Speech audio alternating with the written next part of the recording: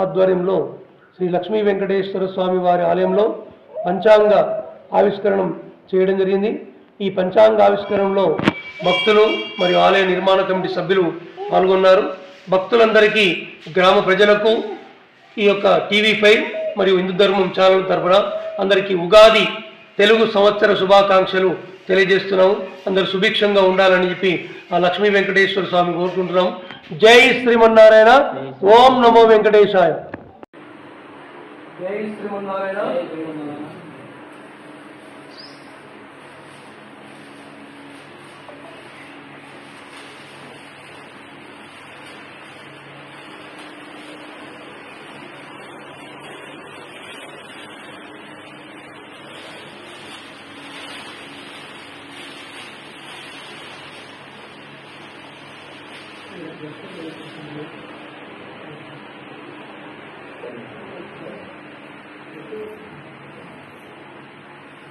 Jai Srimannarayana.